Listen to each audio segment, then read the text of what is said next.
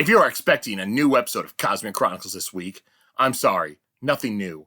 But don't worry, we still have something for you. So just sit back and enjoy Cosmic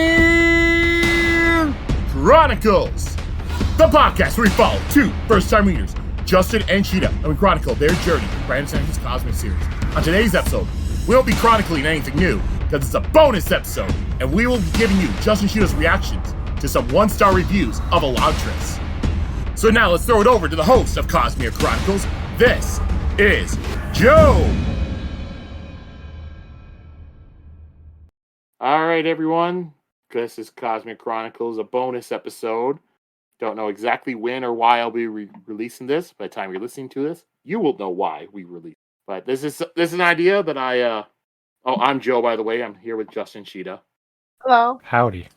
Yep, and I got this idea listening to another podcast called The Sanderlanche, where they had a couple bonus episodes where they went over some one-star reviews of some of the books, and I thought it was hilarious enough, so I decided to steal that idea from them. Completely original idea. I'm scared. In fact, I came up with it. So with this episode, we will be going over some one-star reviews of Elantris that I went and I got them from Goodreads or Amazon. Oh God, I don't want to hear it. One caveat I will make is that I accidentally filtered on Amazon incorrectly at first, so there might actually be some 2-star reviews on here. I find 2 stars funnier sometimes, so... Yeah, why that's 2? fine. That's very specific. But they still read like 1-star reviews, and I did not want to have to go through and try to go through all those reviews, see if they're there. Will you say that it's a 2-star when you tell us? Or? Nope. No, he doesn't know, he said. I just copied the text, and then later I realized, oh shit, I filtered this. I see. Whatever it is, it's a low score. Alright, so here we go. So the first Elantris one. Alright, greatly written story with a horrible, disgusting, boring, dull, 2-color book cover. I got it out of my sight as soon as I finished reading it. Most people who say the book cover is good is only saving themselves from their own ego. And then in parentheses, UK cover. Yeah, sounds like my kind of guy. I approve of this review immensely. Which one is that again? Those are the covers Justin always hates, are the UK ones. Oh my God. Okay, yep. Yeah. Those are not the best covers, yeah. No, they're sadly. the worst. They're Sorry, so bad UK. they deserve a 1-star review. I agree, completely. That's so funny. Joe, I thought these people were going to be a bunch of crazies, not like... a fellow True. hater of UK covers. Oh Yeah. My gosh. You know, anyone who listens to this podcast and happened to see that review is going to think for sure that I wrote it. Okay, here we go. I do have to say, though, why did you give the book a 1-star review? Yeah, that's so sad. That happens all the time. Where people like the context of something, like something superficial, they just give 1 star for just even if it's not what you think. Like, especially, I feel like this is an Amazon review. Like, Oh yeah, I'd be so pissed if I ordered a book off Amazon and it came, because you don't always see the cover you're gonna get, yeah, a lot. So of if you bookstores, order and then that yeah. hideous piece of shit comes, I'd be so pissed off. You're like, oh, get out of my sight. Like, Oh, I'd just rip it off. I don't need to see that shit. I just need a cover. God. All right, now here's another one. Long on dialogue and short on substance. The author goes to great lengths to develop the religious and political background of this fantasy world, and it is plain boring. After 250 pages, I gave up.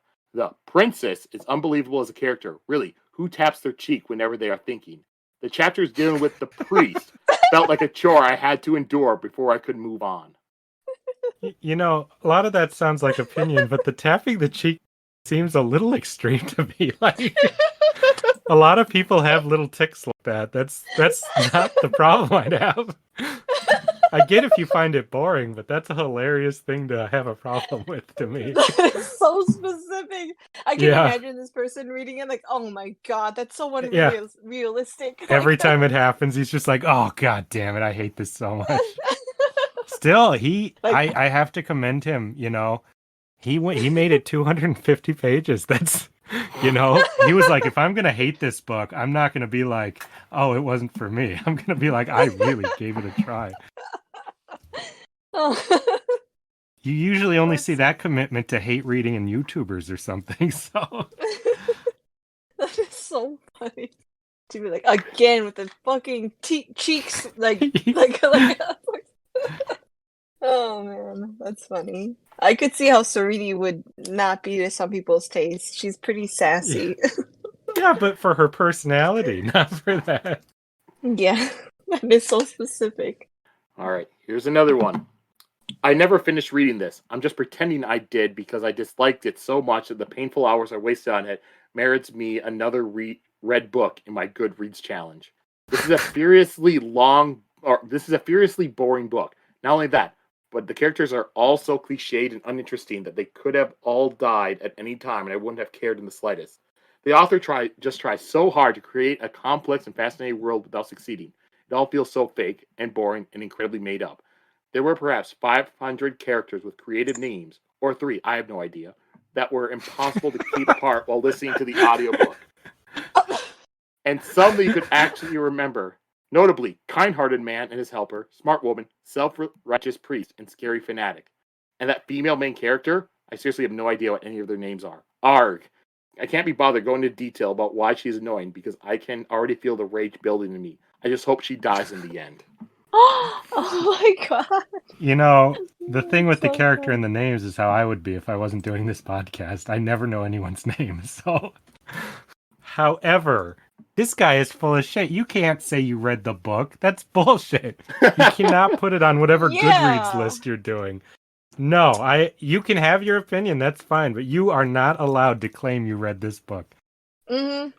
You can claim I read about half of it and hated it. That's fine, but you can't say, yeah, one of my many literary ventures. Yes, I do not recommend it because I finished the entire book. Like, you can't do that. I like that. I always grill people when they say they read a book. So, don't meet me. I will grill you. Who's your favorite character? What was your favorite part? It's not that lame princess. Yeah, He'll say kind-hearted man he kind of liked. Kind-hearted man and his helper. And his helper. Yes, kind-hearted man was a very good, well-written character. Really liked him. All right, here's one. Didn't like it. Stop reading after the first chapter. Jeez. Well, he made a decision fast. My God. This guy does not fuck around with his books. What One was the first chapter, Jesus. Wasn't it was- just like It was Raoden being guy- dropped off in the city. Yeah, Raoden gets put into the city, sees how terrible it is, sees a guy get like cudgeled, and learns you don't get pain back, and meets Galladin, and that's the first chapter. that was pretty exciting. Well, It's like, You you know know, what? I- I don't freaking care about this. Like, I respect What the somebody heck? who's not going to waste their time on something they're not interested in, but like, usually I'll give a book a second chapter before I'll put it away. If you took the time to either buy it or get it from the library or borrow it, like, I will give it 2 chapters at the very least. I wonder what he hated so much about it. Like, I really wish he would say, like, I just hated the character, or this is a stupid idea, or what was Yeah. it? Like, He just didn't like it. All right. So this one I translated from Spanish. So right. if some stuff's off by English, that could be part of it. Did not finish. I feel like it doesn't pass the Bedchild test. Chan. Oh, Why would you ask? Well, because there is only one important female character, and she is almost a Mary Sue, who all she does is say that she is a spinster and that she gained by being widowed by contract. And that would be it. There are no more important women, and their political strategies seem poor. Also, for being a cursed city, there are few deaths and misfortunes. I was dying of boredom waiting for a cliffhanger. And most importantly, it is very obvious that Brandon was a fetus when he wrote it. I expected more from someone who teaches literature. oh my gosh. well, there's a lot to unpack there. Whoa, My whoa. God. I wish this was a video because my face like changed like was so crazy during that. What the heck? I'm gonna guess the part where it says Brandon was a fetus. Maybe they put child in the translation. Oh yeah, Or- no, or even the baby, yeah. translation, the Bedchild test alone got me. Jesus. Yeah. I don't think this book's goal was to pass that dumb thing. Like, it's not really worried about that. Plus, he says, I've never heard somebody complain about the bite shell test and somebody being a Mary Sue in the same review. That is fascinating. This guy goes by his own code, or guy or girl goes by their own code, yeah. You can say what you will about them. They're not just doing what they're told to be said, It's like, you know what? I judge all my fictional things by those 2 tests, and this did not pass it. Yeah, apparently. And then goodness, what a personal burn with someone who teaches literature should do better than that. Yeah. Well, that was a lot. That was a personal burn. Yeah. Jesus. Well, one of the most common criticisms people put to Sanderson is that his writing's too simple and not big and flowery and flowy and stuff like other. Oh, writers. Well, that's stupid because that's why he's successful. Writers who write to the common man are just going to make more money because you can actually read the book. I don't remember who. I think it was Chuck Palahniuk, however you say, wrote Fight Club, saying that he only writes with words he thinks people would know because he doesn't want to alienate 90% of the population from his reading. So I disagree that's not with even that completely. True. Is it this book? Well, I don't think I've ever had to look up a word in this book, so I think it is written pretty straightforward too. It's like this happened, this happens, this happens. Yeah. But the ideas aren't simple, in my opinion. They're clearly pretty important to him, Mm-hmm, mm-hmm. And it's something with him, especially if you compare with fantasy. If you compare him to Tolkien or Patrick Rothfuss, they're a lot more flowery and they describe everything. Well, yeah. It's a very Tolkien's big difference. popular, but he was not writing to the average common man. He was writing to a bunch of nerds. To like-minded individuals. Yeah. I always judge a work by what its intention is, on the skill put into it and stuff. Mm-hmm. All right, here's the next one. Mormon fantasy at its finest. Oh my god. A ridiculous slog with paper-thin characters, unsettling moral and political undertones. Brandon Sanderson is not based, unsurprisingly, in writing akin to the paper RPGs my friends and I passed back and forth in middle school. The audiobook narrator couldn't even be bothered to pronounce names the same way every time they appeared. 28 unfortunate hours of my life I won't get back. Jeez. He cannot say that it's, how did he start it off? What was it? How did he say it? Mormon fantasy at its finest. No, after that, when he said, political when he was just saying, the political implications are bad and stuff, he needs to elaborate. I'm so curious. Unsettling moral and political undertones. Yeah, and he didn't tell me what they were. I would really love to hear what he felt that they were. Sounds like this person had uncomfortable distortions the whole time, they were reading it. Ooh, I bet that means this. Oh my god, I bet that I'd also love to know what the Mormon stuff was. I'd love to hear all of that, but he didn't elaborate at all. I'm really annoyed, actually. What are the Mormons? I've never read I want to know fantasy before, but what is that? Oh my god. And then you just say he's not based, but you don't tell me why he's not based. I want to know the details. Did he say that?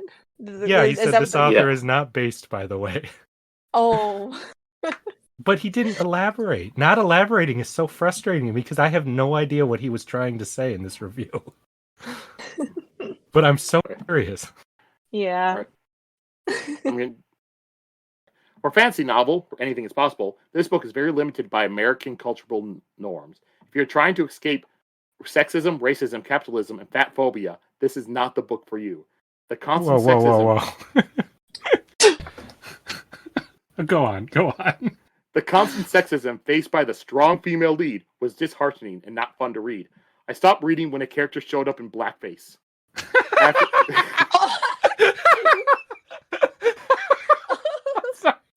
I always wanted to hear somebody say that, so I'm glad you read that review. Oh my god. Oh my god. Okay, go on. And then they're just after reading The Emperor's Soul, which is an amazing story supposedly set in the same world, I picked this book up, try to stay in the magic of that world to no avail. I have to say, what is this guy's the entire history of the world if he thinks some and rape are modern Americans? How did he put it? The what of modern stuff? It's like because like American norm. Let me go. Yeah. If he thinks those are American norms, this guy is sad to hear. I mean, you go to a feudal medieval setting. I thought they were very, very progressive for that kind of time period. Also, where was the fat phobia? I think it probably have to do with like laughing at Ahan for being really fat throughout the story.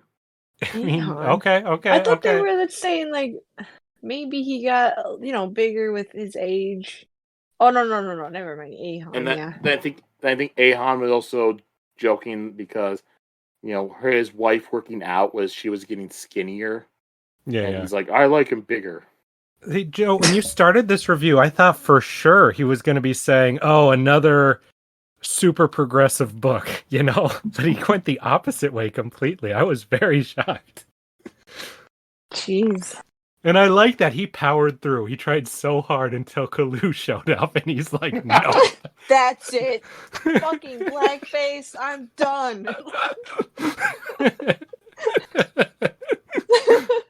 And to be see, I disagree, but I commend this guy immensely compared to the last guy for describing what it was he was complaining about. Because now I can at least know, I never once thought that. That is so silly. Oh my gosh. All right, here, I'll do it. Now we're finally going to reveal the truth about these books. We've been holding back all this time. Everything Joe says is his genuine opinion about these books. Here we go. Really? Here's an Elantris one. Wow, am I ever glad Sanderson got better at his craft? And he did. His later novels are great. This book, though, is purely awful. Why? Let's see if I can sum it up. Female protagonist. Hi, I'm the female protagonist.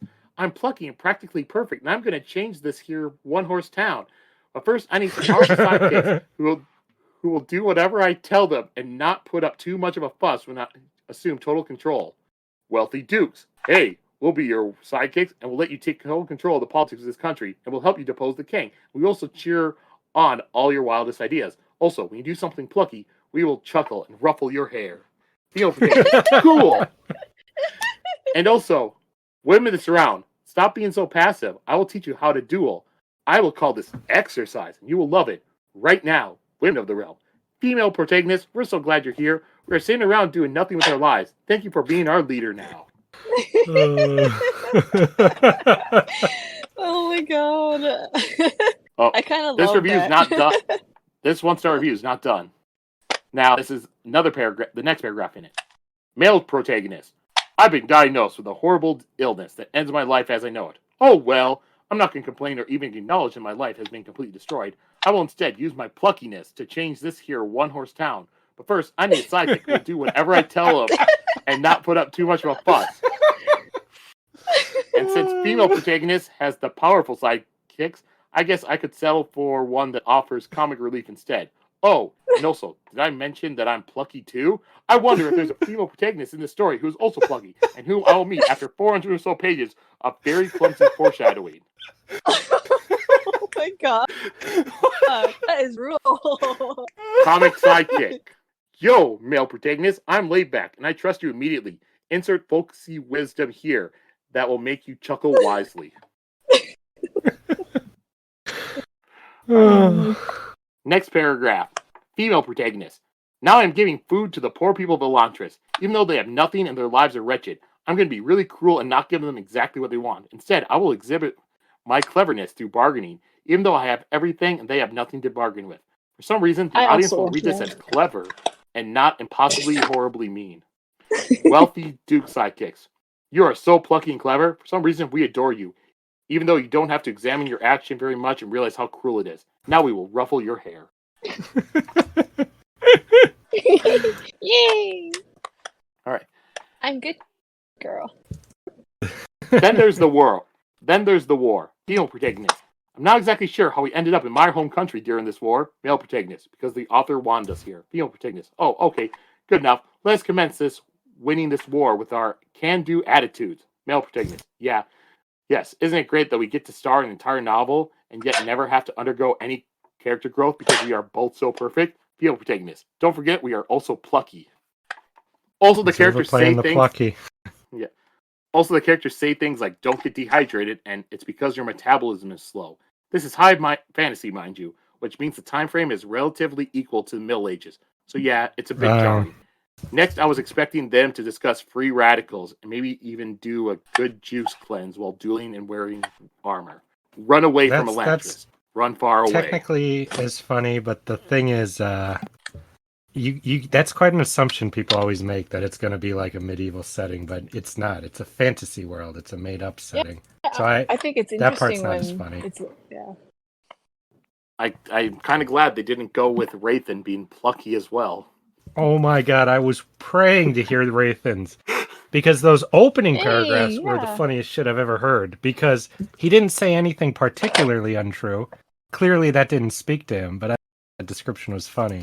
The second half wasn't quite as good, sadly. But man, that was some good stuff. Viewer, you have a future as a YouTuber of shitty media. You should go do that, because that was some good stuff. Because people who can do those well, they can do pretty well. Some of those are pretty apt observations. Again, I don't consider the first one's complaints. They just don't fit for what he wanted, you know. But man, if every negative review for something I liked could be like that, this would be such a good world, because I would enjoy them so much. He's making entertaining. Yep. I don't know, if I read that review, I might want to immediately read that book, if I'm being honest. I would be so curious. All right, so next review. No, just no. I can't really understand what's the fuss about this book. It's a children's, or at least a young adult's book.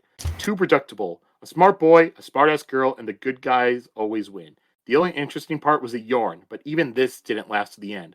I'm really bored of such stories. Actually, I understood how boring it would be from the second chapter, where the story of the smart-ass Sarene started. But I kept reading it really quickly to keep out my resolution of 20 books this year. However, I urge you not to read this book unless you are into such stories, or you are a 16-year-old kid. See, at least this guy finished it, so he has the right to give a good review, unlike that last guy who just said he counted it. Yeah, I still got counted enough. I got this far, and I was like, you cannot. You don't have a valid opinion because you did not finish the book. Yeah, not every book's for everybody. It seems like Sarene does rub a lot of people the wrong way, which is really interesting. Yeah, a bit too plucky, I guess. She very nearly rubbed me the wrong way. I noticed that with a lot of the reviews. Like, Sarene seems to take the brunt of most of the criticism, and she was my favorite character. I have personally no complaint with the character. I thought she was good and fine, but I can understand why some people she would not be to their liking if they're looking for, you know, something a little more, I don't know how to say. Just not what lucky. Some people are looking for out of these kind of stories. Here we go, next. Elantris was a book I went into with high hopes, only for them to be dashed almost immediately. There was too much going on too early on the book, and too many characters introduced too soon to really get invested in their narrative. I had read the summary in the first chapter prior to deciding to check it out from a local library, thinking this will be a great adventure. It was not a great adventure for me. I made it as far as the beginning of chapter 3 because there was too much information shoved at me too early in the story and felt more like an information dump. I'd rather characters and information be distributed than all jumbled near the start of the books. I feel bad for this guy. He just wanted a good adventure. Fun adventure? Oh. Yeah, I just wanted a fun adventure. What the fuck? It's not fun adventure for me. I don't like it. Yeah. No, what I don't get, so they say they read the summary in the first chapter prior to checking it out, and then they made it as far as the beginning of chapter 3. So apparently that first Sarene chapter, that was just way too much for them to handle. And I'm trying to think, like, how many characters were really introduced? Because you had chapter 1, you had Raoden and Galadin.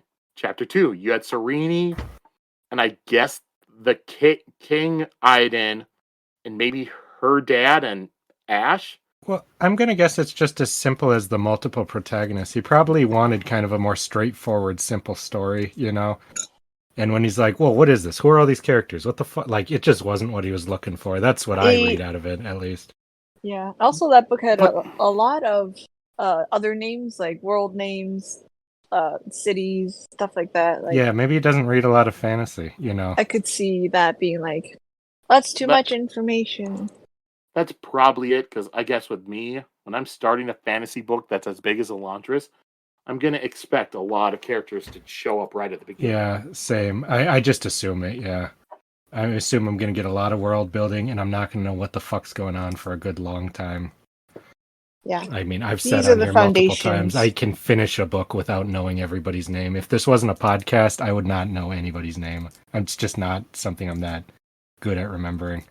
What do you mean? You still don't remember the names? Yeah, but I remember more of them than I would otherwise. Next one. Had to put down when one of the good guys basically tells the heroine that he'll rape whoever he marries, and she thinks it's funny.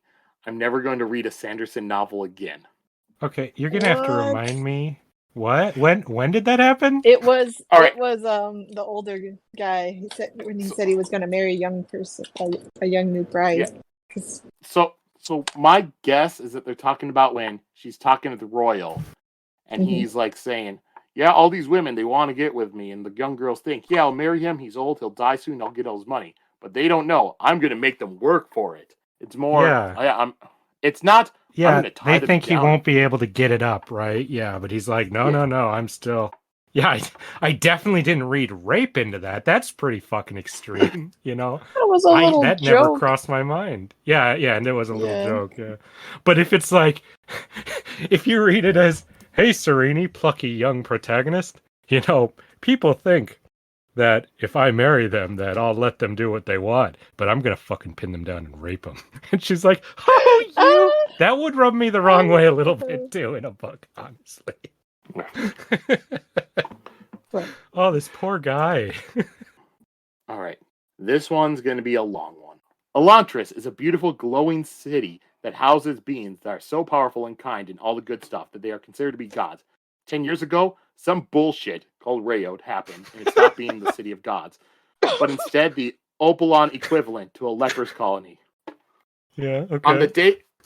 On the day of the plot, when all is rosy for the soon-to-be married Raoden at Erelon, where Elantris is, he is taken by the transformation, Sheod, knows the lovely bowels Erelon is famous for, and is thrown unmercifully into Elantris by his own father. His luck must have been smiling at him, because this happens immediately before his fiancée, the Princess Sarene, give him a week before the wedding. Through the next 400 pages, we see Sarene being awesome by suggesting worthless solutions to Erelon's various problems, shocking the assorted nobles of the court who couldn't have found their ass with a GPS, but have somehow managed to eke through 10 years before the angel come hold their hand, and in turn for them to scratch her back, assuring her that she is beautiful, intelligent, the angel herself. They also take to show romantic interest. One does not marry goddesses. One worships them. Oh, I don't know about that. So how's Raoden doing without the help of this glowing more than an Elantrian wall and a bright, sunny day woman? Not very well. He's trying his best to unite the unfortunate people of Elantris with his sidekick Galden, by making them wash off the sludge that seemed to have accumulated in Elantris. They do this weary task, but nothing is truly accomplished until the merciful angels come through with some bent nails and leaky buckets. I kid you not. There's a contrived diversion in which the beauty personified flies into a snit and leaves Raoden and Elantris. But a priest named Hrathen, who is basically peddling the opposing religion and is contriving to either convert or bring war upon Erelon, intervenes to dump her back into Elantris, and this time without the amazingly useful goodies. Of course, how can that minor detail stop this glorious being? She turns poor Raoden into a quivering, lovesick mess, also giving him the clue that may help restore Elantris. All sorts of bull happens, and everything but the kitchen sink is thrown at the poor star-crossed lovers. Raoden continues to be in complete thrall to the girl who gave him bent nails, finally figures out the secret to restoring Elantris, because obviously he will need godlike powers if he is going to be worth at least a speck of dust on that brilliant specimen's boots. The end. Yeah, I don't agree with that one. The first one I thought more. was funny, and oh god, there's more. Oh god, no. That was it. So far. That was him breaking down what the story is about. And then we have him talking about his feelings. Okay, there we go. And a good thing it is too, because I'm scraping at the bottom of my adjective list to describe the most wonderful Sarene. Right. Disclaimer first. How can you be at the bottom of your adjective list? You've only used like 3 adjectives. Go on. I've read this before and I liked it. I have no idea how. I don't like skipping. I don't like giving up on anything, and I was certainly not a better person than I am now. So it must have been my brain taking a vacation. I'll tell you what it is. He got dumped by his first girlfriend since then. Oh no. It certainly could have been the vacation now, because every sentence with Sarene in it hurt, which is more than 80% of the book. By the end, I was inches away from being one of the hoed myself. That's basically everything that's wrong with this book, which is the sad part. Cut out Sarene, and what would remain is an imaginative novella of what happened when gods turned to demons. With Sarene, we have an unending political intrigue, because she is a diplomat, as she will stomp her feet and pout whenever someone has the gall to suggest otherwise. Never mind that this diplomacy of hers gets not one, but 2 kings killed, and another would-be king. You're not going to get an argument from me that she's not the best diplomat, that's for sure. Thankfully, Elantris can't handle the shock of this, hurries the fuck up, and writes itself. I wouldn't let Raoden off scot-free in a normal book, as he, too, is a flawless saint of a character, but he comes by whatever solution by at least pretending to show some effort and way less obnoxiousness. I did not have to read pages and pages of how no one likes me romantically. I'm too intelligent for men, girls in his case, I think, even though he's next to God himself, but still suspiciously free of any other romantic entanglement. Hrathen, the villain, was a cool kid. I didn't follow that last why part. didn't he get with any other girls? Because he's actually pretty cool. So I'm thinking your theory is correct, Justin, that he did get dumped by somebody. It's like, I am pretty cool. Like, why wouldn't he just get with some other person? Because he's actually the coolest character. Yeah, that's pretty much what he says. Sarene. Even though he's next to God himself, so he's pretty much saying even though he is a god, but he's still suspiciously free of any other romantic entanglement. Suspiciously is a strange way to say it, and I would also say that if you think that, I don't think you have as good of a reading as Raoden's character as you think you do, because he's not like that, and he never would be. Also, like, you're freaking dying in Elantris. No one was having romantic stuff in Elantris, you know? No. It was only he Sarene even and said Raoden's. he got half a boner from Sarene being in because she wasn't all fucked up like everyone else. Mm-hmm. I don't think there's very much, romantic interest in there when you don't even have food and you're dealing with stubbed toes. Like, no. Much less imagine like a train wreck happening while you're trying to hook up with somebody. My God. Oh, Hrathen, my God. What? Oh, there's more. I said this one's long. Hrathen, the villain, was a cool character. The only one who had doubts, a gray area. But he, too, is rendered silly when Sarene upstages him with a child's argument. This man is the high priest of his religion. Not deflect argument from a silly girl. Nope. He says, and I quote, "She was magnificent." Honestly, there's not a paragraph that goes by without someone extolling Sarene's virtues. Even those who dislike her like her. It kind of completely misses that whole point of her upstaging him with a child's argument. Yeah, wasn't it a child's argument on purpose? Yeah, kind of simple. She knew she couldn't beat him in an argument. She just wanted to mess up his speech by forcing him to keep answering her questions and getting everyone else bored. Yeah. For me, the bottom came when this girl is held up as a model of goodness and internal beauty. When she fails to show it even a speck of humanity, she chooses to provide food for the Elantrians, undermining everything Raoden has been doing within. But this is so she can upstage Hrathen. But she doesn't know about that. Yeah. You want to make the argument that she's being petty with the stuff she's putting in? I'll agree with you. That argument, though, doesn't make sense. Well, the thing with the pettiness is her goal was to give him food. Yeah, I know. Everything but that else was pissing me off while I was reading it, too. But she's not that worldly. She doesn't know things. So I forgive a lot of that kind of stuff, even though it drives me crazy. Yeah, because all that stuff she was giving them, she thought it was just bribes she was having to give tyrants. The food was the important part. Mm-hmm. All right, back to the review. When the gang leaders ask for such basic necessities as clothes, buckets, steel, and nails, she decides to give them worst possible things in Erlon. Her explanation is that these are things they will use to control the population. But how is that any giving them broke things, useful to no one instead of only a few? This she does after Shuden observes the leaders didn't look any better than the people they were supposedly lording over. She did not know why they needed things like buckets. Could she not have at least found out? Hrathen, who hadn't set foot into Elantris at this point, bribes the Elantrian guard so he can interrogate an Elantrian. Could this model of intrigue not also do the thing, especially when she was in there? But why would she, when she knows everything? She does this just to show who's boss people who are in no position to go one up on her. Am I just being picky, or would this behavior not be called villainous in normal books? Well, it wouldn't be called villainous, but it definitely would be called childish, in my opinion, which Sarene is, which is shown many times, because a lot of her plans don't work as much as she hopes. She's very idealistic, you know. I don't think she's ever meant to be shown as like a paragon of political intrigue or any of that stuff, but just more as a She's not that person trying smart. to be good. Like, Yeah. I don't think she was portrayed as She's that like- smart. The people who she's read like it the type that of way, it's person- really strange to me. yeah, she's like the type of person that would just want to do good deeds and stuff, Mhm. and not really Yep. know about the consequences, Yeah. or even think to know. Like, And I oh, yeah, really let's just think that's something he was go doing to a different on purpose. country and help. Yeah, yeah. Mhm. Yeah.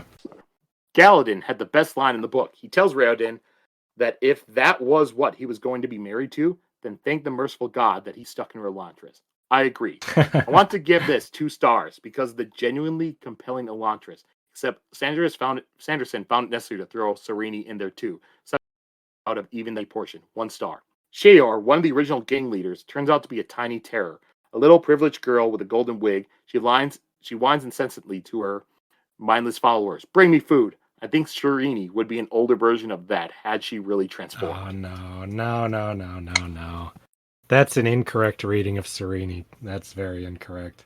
You know, the reviews were somebody saying, I fucking hate Sarene. Those are just opinions, but this guy's making a few mistakes on what he thinks. And Sometimes when you read Like- something and you just form that opinion, you just like keep Mhm. finding more evidence for that opinion. That's true, yeah. that is I've done true. that. I have seen stuff where people like there's like an initial introduction to a character and immediately they just decide I hate this character, and then no matter what else that character could do for the rest of the story, always just hate it. Mhm. Yeah, Mhm. there's always going to be people like that. Yeah, At just this, that I one feel long- bad for whatever this guy's going through. If he liked the book before, but not this time, I'm real sad for whatever happened to him in the interim. Yeah, Because you had if you know, don't maybe like a a character, childlike it would wonder. suck. Yeah. If you don't like a character in this book, that would suck because they're going to be like a third of the book, you know? yeah, like one of the POV characters. Yeah, Mm-hmm. But the constant comment of Raoden being too good, I think, is absurd because I think that was obviously what he was going for in the writing, was to have, not everyone is that morally deep. Some people are just evil and some people are just good, I don't see people watch Lord of the Rings or read the books and complain that the heroes are too heroic, So I don't know why everyone always wants such moral, relativism in their characters, Yeah, ambiguity too. Because I like feel stories like that, but I don't want every story to be that way. God, no. That'd be boring as fuck. That's what I we're was living through commenting right on now. that this was it was kind of refreshing and how simple Mhm. that was for Yeah. them.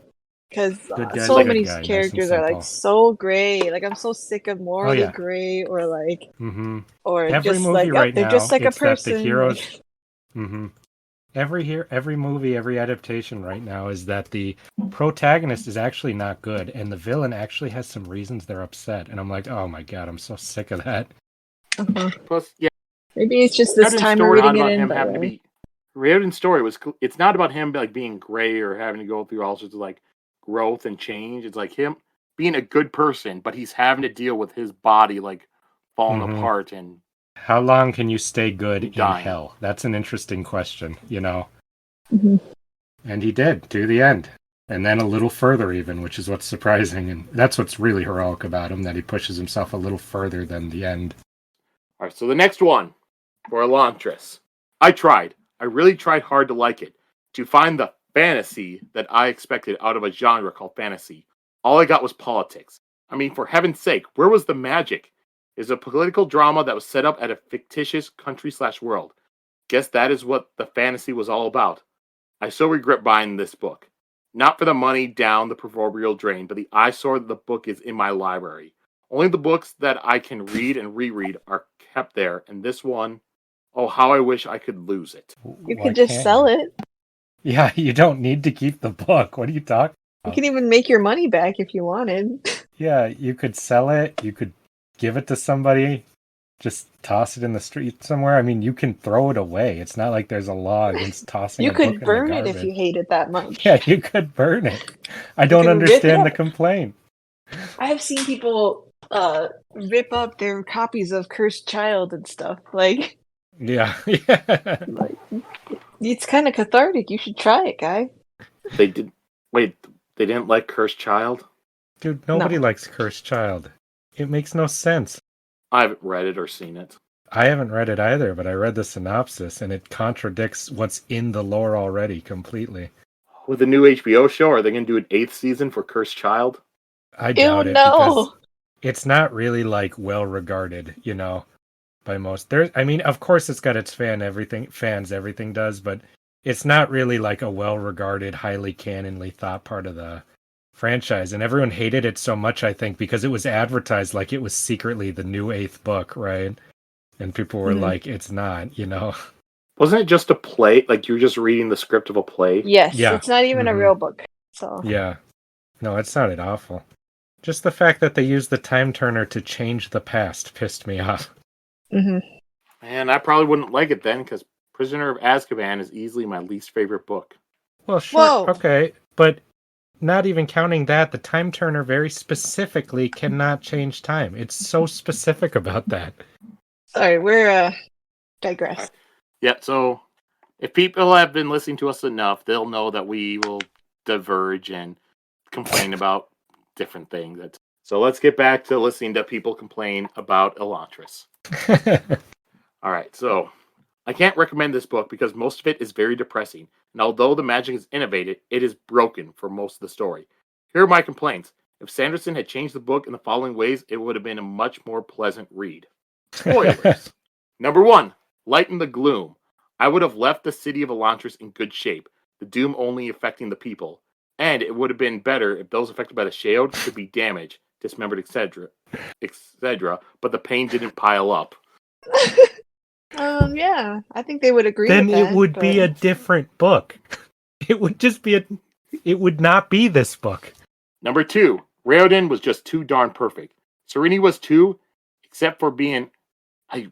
is this even a word? What? Irascible? Irascible? Irascible? Is it irascible? Is it Yes. irascible? Yeah, okay. Irascible. Yeah, irascible. That's how I'd say it. I've Yeah, only ever read it. irascible. Yeah, I liked Okay. irascible better, though. Okay. All right. Okay, I'm gonna get All right, t-shirts made of that, and it'll be defined. Well, people will now know that I had never read that word before. See, I'm the opposite. I've only read it. I've never heard it. That's so funny. Sarene was too, except for being irascible and smug. And their plans for helping the people are too 21st century progressive. He should have eased off on that. Some feminism and girl power in there too that I found irritating. I disagree with everything he says, except that it was a little 21st century. I think that they were way ahead in the, the progressive type ideas from where you would be if you were starting from that kind of system. That's not a complaint, but I thought that too. Everything else, though, I think is kind of not very good of a review. All right. Number 3. Maybe I missed it, but I didn't understand how the Elantrians couldn't have figured out what was wrong with their magic and fixed it. It is hardly believable that Raoden could under such handicap, and they couldn't. The Elantrians need to have just been disintegrated instantly when the disaster struck. What? Well, How would you figure it out? How? Well, I think what he's saying is that the Elantrians, the original of ones, all people. Oh, the ancient Elantrians. I Yes. see. But the problem is they're missing the fact that when they first got sick, the very same day, then that's when their servants turned on them and started slaughtering them. Yeah. So all of them got turned into Hoed almost immediately. I mean, for all we know, one of them did know that, Doesn't mean he can do anything about it. I thought it was really interesting that something so simple, like a simple answer to their thing, was just lost to time.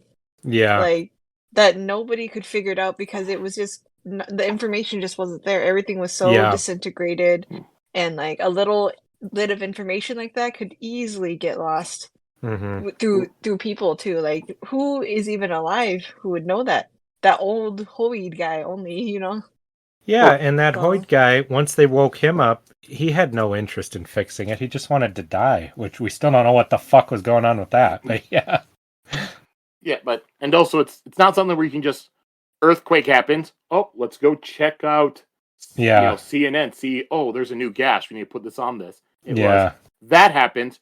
It would take weeks for the maybe months for you to up there to find out. Hey, there's this new chasm down here. By that point, all the Elantrians are now all fucked up from all the pain that has taken them over. Mhm. And I anybody disagree. new that comes Oh, yeah. in is not going to go because that was a very well kept secret. Yeah. That complaint I is just them. disagree with that complaint. I disagree with it, but it's a better complaint than most of the other ones. Number 4, I think he was angling for a follow-on book, but the injection of several other forms of magic towards the end was a mistake. It cluttered things. 100% he was.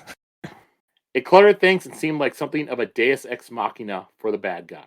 I think it would have been really cool if, they did get to follow up on that, but apparently his attentions had to turn to all his many other immense successes and not just this book. Well, his next set of books, it's going to be, some, because he's already said like his next 5 books, it's going to be a trilogy, and in between the 3 books of the trilogy, he's going to release 2 more Elantris books. And how long has it been? No, that's literally what he said. No. Is How long has it been since he wrote Elantris? That's what I'm saying. 19 years since it got published. Yeah. No, he definitely had more plans for the world, but I just assume with how successful some of his other series got, he was forced to kind of focus on those. yeah, well, he writes like 2 books a year, Justin, so he can do it. Yeah, so imagine how successful all those other books must have been. Number 5, the monks of Dakor were made too powerful. It would have been enough if they were just very well trained warriors. Why is that a complaint? Who cares? What's the problem? If they were just well really, trained, what is the problem? I don't. These are the people hear that it. say Superman is too OP, Justin. it's like, Yeah, but Wait. at least you understand what they think the problem is when they say that. Why is them being so powerful bad? it's like they're also going to be going up against He said it would Elantrians be- who have these superpowers. Yeah. Just having well trained monks, that's going to be even more of a Disparaging. yeah. I And think the Justin, ending, he said it wouldn't be enough. So it would Yeah. suffice but if they were enough. The book being like 10 pages would have been enough to technically tell the story. That doesn't mean that's better. having just the ending would be a lot less terrifying if they were just they're just good soldiers. What made it terrifying is now you have just these normal people that don't have an army fighting against fucking magic people. Right. Are you And gonna put a spoiler disclaimer on these, Joe? Well, it's going to be after we've done Elantris, Yeah, all Okay. our Elantris episodes are already out. If people now Okay. are just listening to episodes that came out whenever these come out and haven't read Elantris or know how that ends, that's sort of on them. Yeah. Okay. Right. Number 6. right. The magic was imaginative, but too powerful. It was either broken or running at full power easily. The best magics come in different strengths and are sometimes elusive. Oh, God. Every story needs to be exactly the same, right? That's my most hated complaint. It's better in this kind of story. I'm like, yeah, you like it. That doesn't mean every story should be that way. That drives me nuts. I love the magics are sometimes elusive. Yeah, because the Elantris magic, that was just easy for everyone to get. That wasn't Yeah. elusive at all. I don't understand these. That's why we had it the entire book. Oh, man, that is... I don't get triggered that easily, but reviews like that trigger me like crazy. They just do. And now, the last paragraph. I could go on. I hate anti-smoking pressure in a fantasy. In fact, pipe smoking and discussions of tobacco is one of my favorite pleasures of fantasy novels. But the above changes would have made this a much more pleasant book to read. I'm sorry, did Wait, I miss what? something? I don't know why What? he had to bring in I don't remember any anti-smoking stuff in Elantris. Did he say there was anti-smoking? I am so lost. What did I miss here? Yeah. I don't know. Bro, whatever you're talking about, you need to specify because I don't know what you just said or why. Okay, so he doesn't like anti-smoking or he's okay with anti-smoking. Which did he say? No, he He does not like anti-smoking pressure in fantasy. In He fantasy. Yeah, because he likes like pipe smoking and discussions tobacco to be What one of his favorite fucking things. fantasy Okay. has anti-smoking in it? I've never seen that. He's saying Elantris has it, right? Is that what he's saying? Yeah, but he's saying it like it's a thing that he's encountered many times. Oh yeah. Anti-smoking pressure, but like any fantasy thing I'm aware of, they just smoke because they're back in old timey Because it's times. cozy. Yeah, I don't know what he's talking. Maybe if I knew what he was talking about, I'd eat my words here. Please Let's just assume. this is no one who will know what he's. If you know any books that have anti-smoking and are fantasy, I really want to hear about it. Yeah, if that's a common trope that I'm just not familiar with, I would love to hear about it too. All right, next one. Oh boy, is this a shallow fanfic written in a week by a high schooler or what? I can't bring myself to read it to end. Guilty as charged, but every page became more painful to read than the other. You soon realize that the whole exciting premise is laid out in one of the simplest language possible and dwindles down to one-dimensional characters that you cannot take seriously no matter the imagination. Spoiler, a perfectly wise, young, caring, beloved prince who is damned to live as a zombie and a princess annoyingly expert at intrigue, diplomacy, and fighting. Yeah, but she can't draw. She's a redeemed. Not. Well, you got to slow down. I am having trouble following this guy. Okay. Right. What the fuck did he? So he's just said she's flawless, but she can't draw, so that would make her a good character. Not? Is that what he said? All right. And princess, annoyingly expert at intrigue, diplomacy, and fighting. Yeah, but she can't draw, so she's redeemed. Not. Okay. I think I got it. Why do you say that like Borat or what is that? Jokes have not been funny since Borat. All right. The plot also stuffers. He wrote stuffers. The plot also stuffers from holes that get bigger as you read, including some childish tentatives at motivating characters' actions. A meeting of the king's nobility at a prince's house where he cooks and chats like it's a 3-5 pub in Leeds. Really? And don't try to defend it with the "but he's not in the servants" excuse. I'll change my reading once I get myself to read this waste of paper. At least it'll honor the trees that died in the making of the book. All right. Next one. Really didn't enjoy this. Struggled to finish and care about anyone. This book is incredibly twee. Far too much for my taste.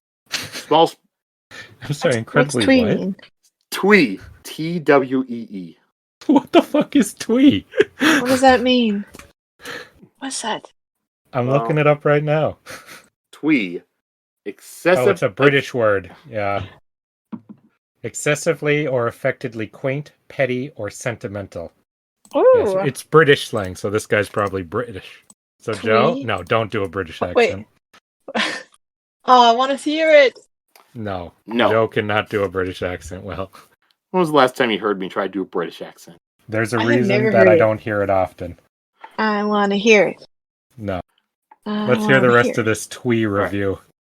Small spoiler. When I got to the magical talking telephone on about page 40, I almost stopped reading right then. As others have...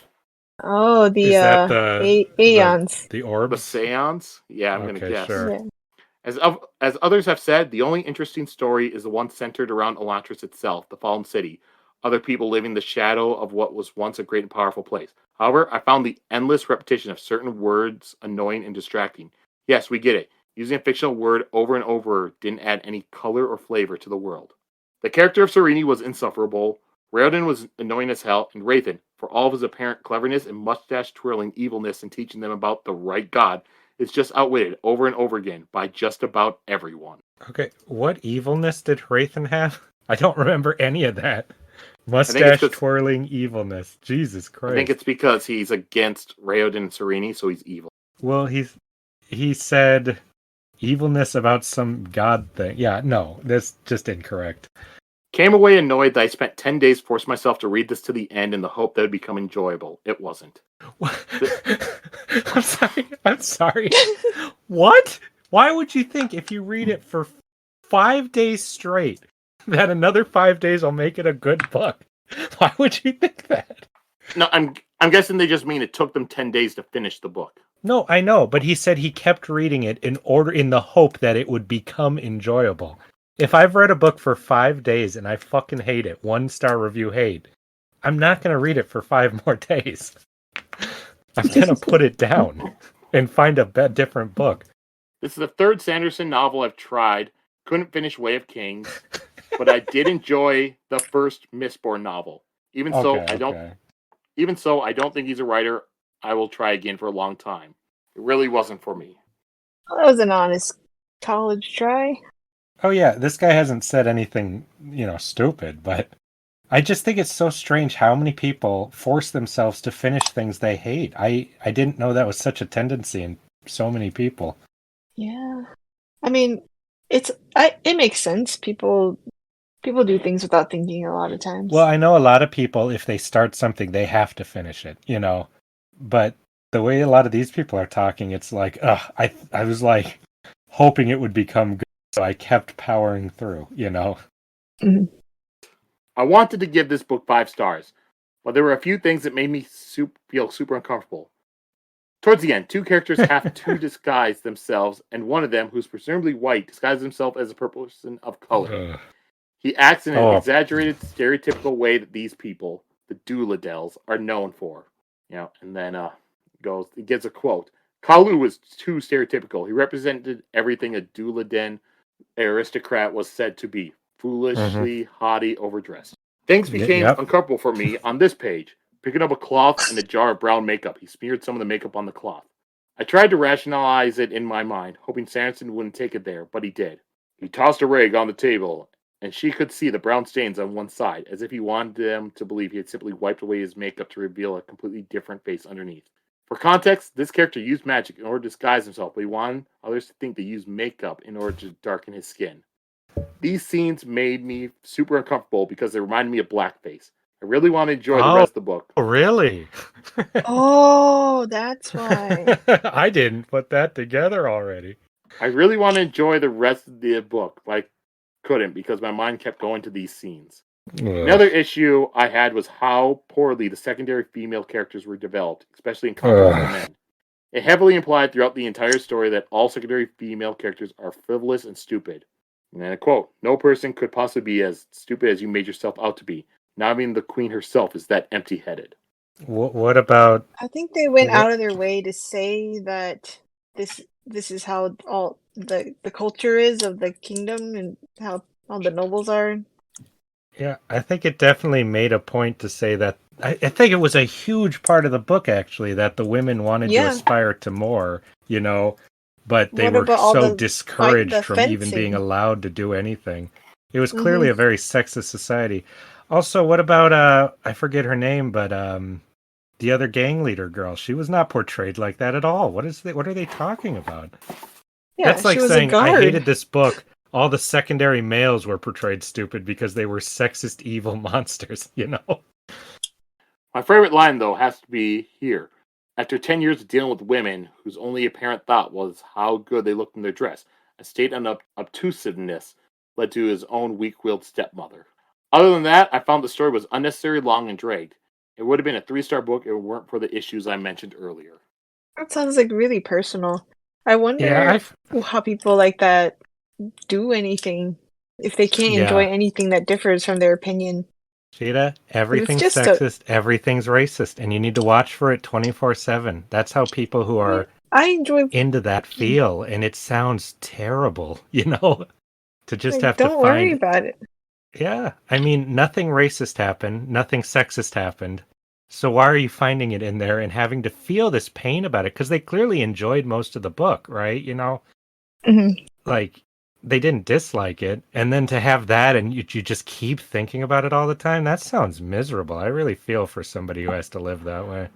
And I don't know, it's, because we've seen a couple reviews talking about, blackface and stuff. I guess since it was written in text, I never even thought second about that. Oh, I did. I did 100%. I guess it's just me, because I just thought, all right, yep, he disguised himself. Maybe because I'm not seeing it in a movie. It's not, I just didn't think that. Well, the magic part is obviously not. That's just stupid to think. Because in a movie, it would be a different actor in that sequence, Oh, yeah. When it's the rag, though, he was doing it as a little trick to make people think he was doing that. The context people got to get out is this is not fucking America. This is some made up fantasy world. There is no blackface in that world. It does not have the context it does here. To have to think that it does just sounds awful. Like you can't enjoy anything if you start thinking like that. It's not like Raoden on a fucking minstrel show. I mean, he kind of was with the way he played Galoo, but it wasn't like, big red lips, big white eyes, and all that shit. I want to cut to that scene. Like I said, when Keegan-Michael Key's playing it in the movie, it'll be good stuff. Was that your casting? That was my casting. Yep. Yeah, he's really good. Now we will jump into the next 1-star review. Did not finish, page 234. Oh God. What happened on that page? I can guess. I don't like giving up on books, but I think I have to with this one. There's an interesting world and magic system here, but also too many things are making me not enjoy myself. There's a theme in this book that women are just as good as men, but is handled really badly and as subtle as a punch to the face. The society is so extremely patriarchal, it's almost too unbelievable. The women are mostly stupid apart from Princess Sarene, one of our main characters, who intimidates all the men because she can actually... Prince Raoden, another of our main characters, gets away with so much in this book. I have no doubt he's going to fix whatever is wrong with Elantris. He's great at everything and talks his way out of every confrontation, and not in a satisfying way. Bit of a Mary Sue. The dialogue and humor is a bit off in this book also. I couldn't think of a way to describe it other than it kind of reminded me of watching dubbed anime. Probably not the best comparison for everyone, but the conversations just didn't sound right. That's a very specific comparison. I almost know what he's saying. There are a lot dorky. Sorry. Yeah, it's dorky. Yeah, that would be how I'd compare it. Yeah. To be fair, it is a fantasy series. It's probably going to be dorky. Well, dorky is not a complaint. They're dorky characters. They are dorks. There are a lot of things I find similar to Mistborn in this book, but Mistborn is better. Noble parties, meetings of conspirators, Elantris covered in sludge, a race of people that like being servants. I'm glad this isn't the first Sanderson book I've read, as it may have put me off more, and I'm glad Brandon Sanderson wrote this if it helped him write Mistborn later in his career. I'm sorry, who's the race of people that like being servants? Seance, maybe? Oh, I suppose. I wouldn't think of them as a race, but I suppose that would be it, yeah. Alright, next one. The premise was on its surface interesting. When you thought about it, it made no sense at all. How would nobody from the civilization have known how their magic worked when people from other civilizations seem to understand the basic geography and runes and stuff? Also, it's pretty stupid that every problem in this book could have been solved by people filling in a hole. Maybe, somehow, nobody knew to do it. But the fact that it's all it would have taken to fix every problem undermines the importance of everything else in all the characters. People really don't like that, huh? I think they're really underselling the fact that filling in a hole. Yes, because it's very easy to fill in a chasm. It's not a hole, it's a chasm. I do need to complain. He says that this book is so patriarchal that it's unbelievable. I think that's absurd. This is down. That was the last one. It would be, the last what? That was the last review. This is wait, that was 2 separate reviews? Yes. Yes. Pay attention, Justin. Where did this one start? The premise on its surface was interesting. Oh, I thought that you were continuing that previous review. I see. Oh, no. Okay, well, then I'll say on that one was fucking short then. That was the guy who could only make it to a certain page? That was the longer one. The guy could only make it to a certain page. They ended after talking about how much better Mistborn was. I am so thrown off on where one reviewer started and the other stopped then.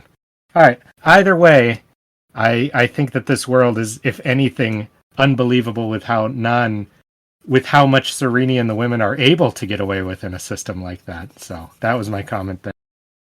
There you go. This next one will be a little bit longer. Brandon Sanderson's Elantris has a lot of blurbs about how great it is. In actuality, it's not awful, but it's not great. Orson Scott Card says and supports the opinion of many of the other blurbs in saying, Elantris is the finest novel fantasy to be written in many years. If this is the finest in years, we're in big trouble. It has some interesting ideas and becomes engaging eventually, but I found the first 170 or so pages in the paperback to be one hell of a slog to get there. Our hero couple is so wonderful. Raoden believes in the rights of peasants and that serfs shouldn't be slaves. Everyone loves him. People instantly gravitate to him. He bears pain with a marvelous stoicism. Sarene is cunning and very smart, so much so that most men are threatened by her intelligence, although she mostly gets what she wants or manipulates people in the beginning of the novel by playing stupid in public. The book tells us what a smart person and great leader she is several times. She often thinks that of herself. She's very educated. She can fence. Her flaws? Well, she's not pretty, except that later we find out she is. She has a fear of heights, and she can't paint a picture. Okay. Oh, and at one point, everyone starts respecting her and stops treating her as just human. Tragic. Thank you, Sarene. By comparison, Sorry. You can do better than that. At least call her Mary Sarene. Come on.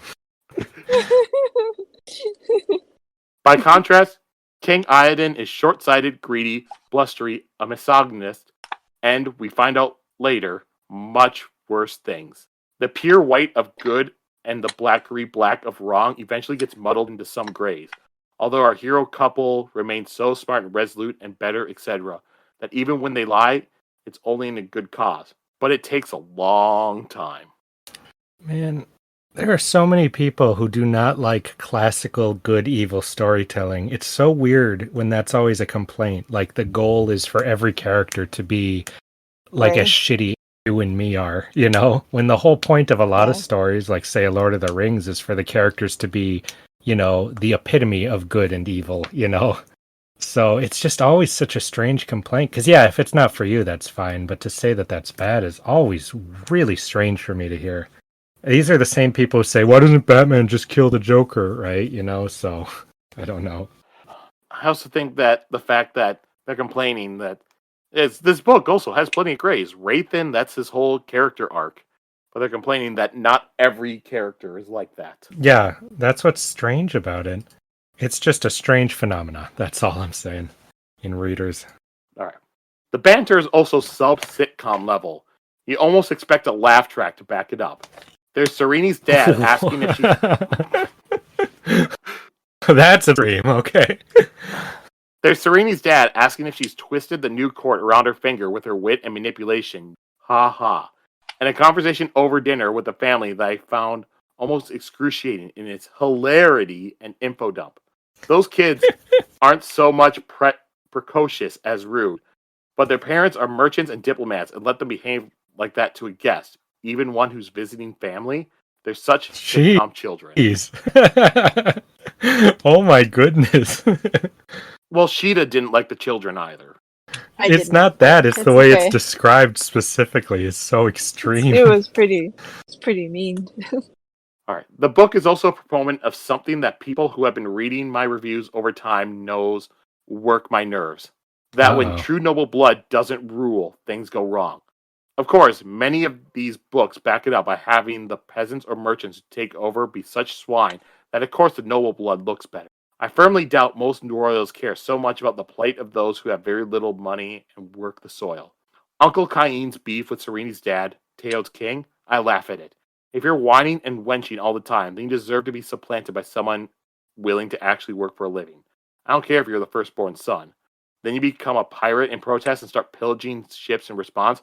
How about you take the world's smallest violin and play it? I'm sorry, did I miss something here? When the royal blood? Raoden is just his father's son, right? And he just became an Elantrian? He's complaining about... what are we talking about here? Huh? He's complaining about Sarene's uncle.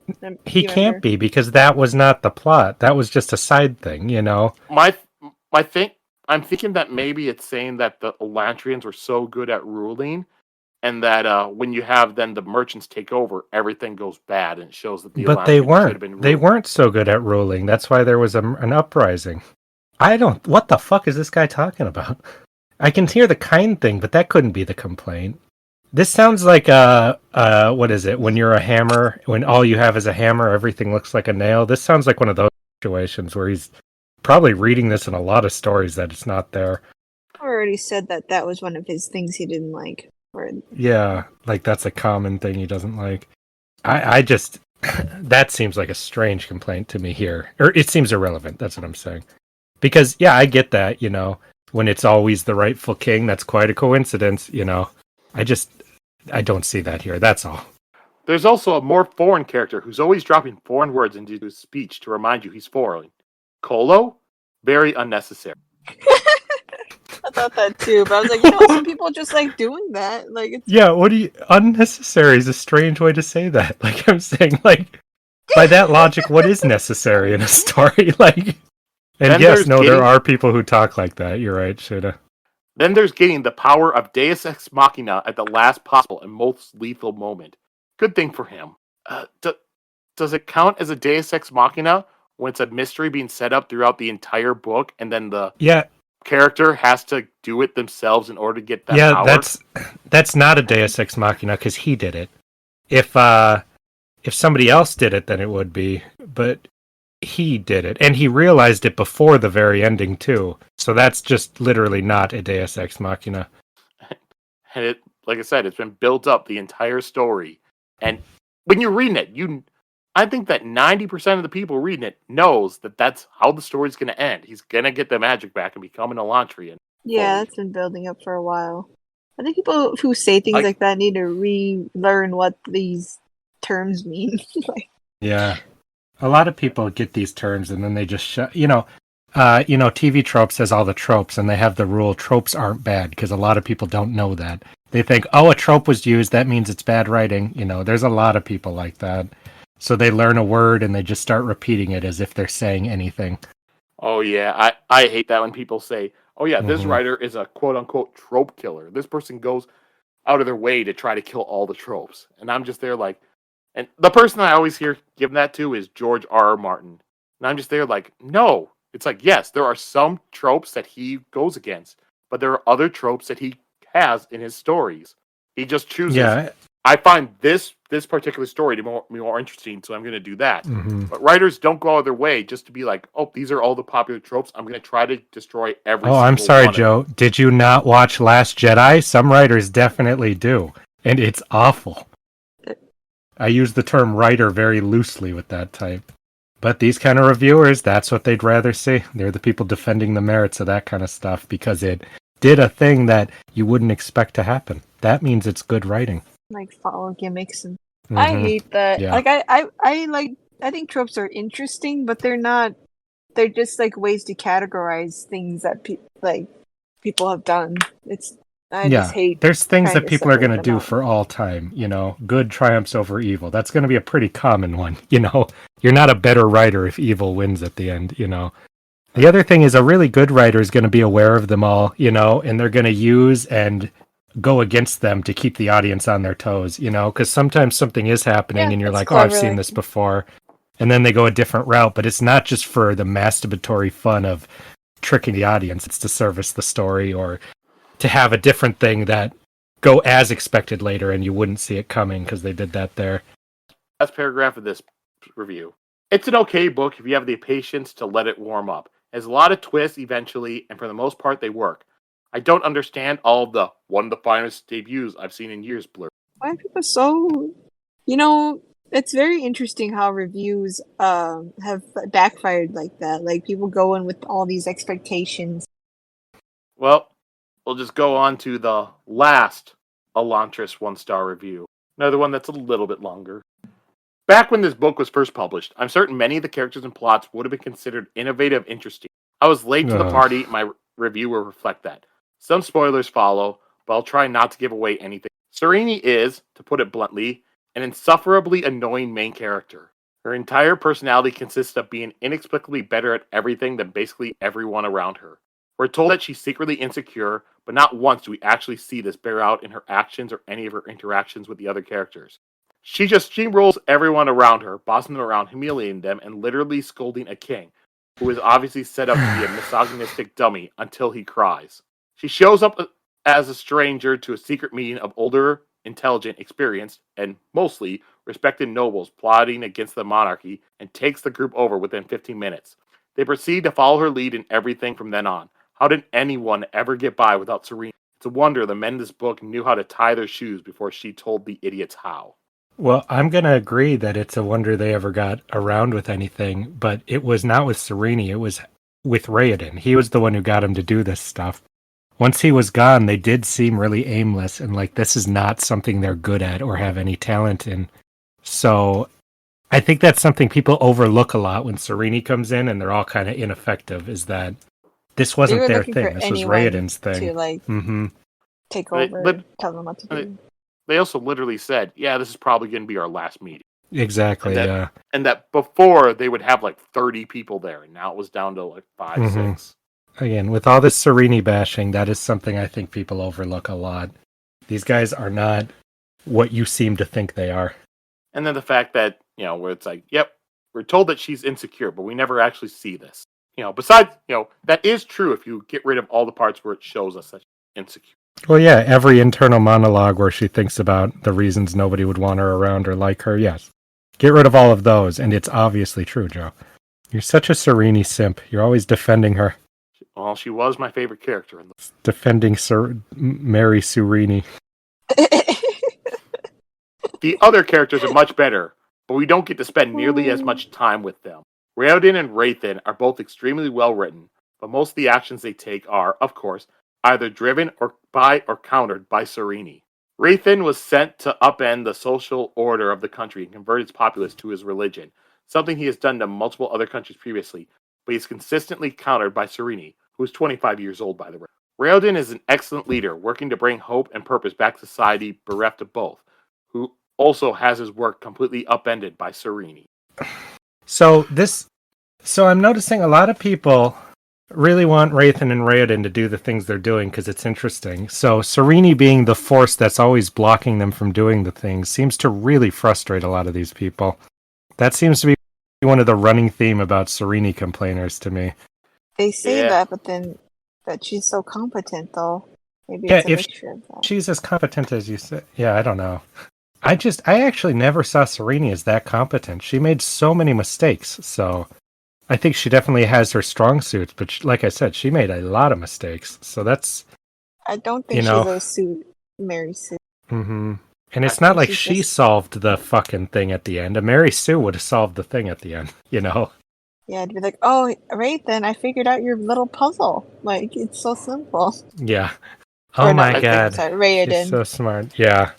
I think that people are taking Sarene being bullheaded and able to just to force the people in the group to follow her as to being able to always do the right thing. Yeah. If they were always doing the right thing, they wouldn't need Raoden to come save the day, Literally, like, everything they did wound up being pretty wrong for the most part. Sierra did a much better job at the same kind of thing, I kind of thought Sarene was sad because she failed. She was so bad at it, and she wanted to be this kind of badass, like, boss lady, but she was all self-conscious and bad at it. Like, it was like a ragtag team without Raoden there. Like, it also, she didn't. Yeah. Yes. And she didn't come in and badass bitch this badass king guy into crying. He was a weak, effeminate, pathetic little man. That was the whole point of that to me.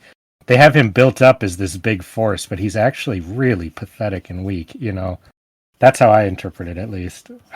Because she was just as shocked when that happened, The ideas in this book are amazing. What happens when a society has everything taken from it?